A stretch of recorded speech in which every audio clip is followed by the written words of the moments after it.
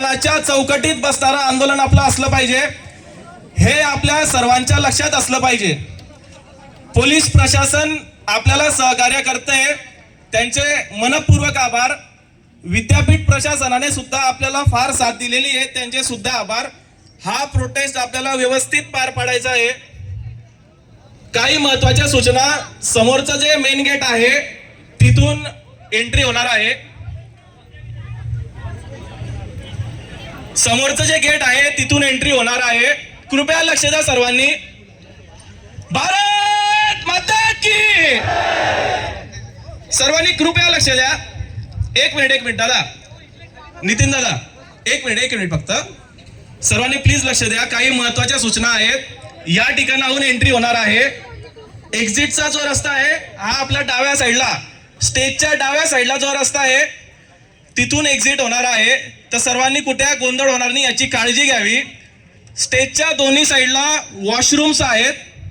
स्टेजच्या दोन्ही साईडला वॉशरूम्स आहेत.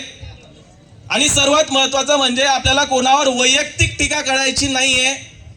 कोणावरही आपल्याला असंविधानिक भाषेत आपल्याला अजिबात बोलायचं नाहीये.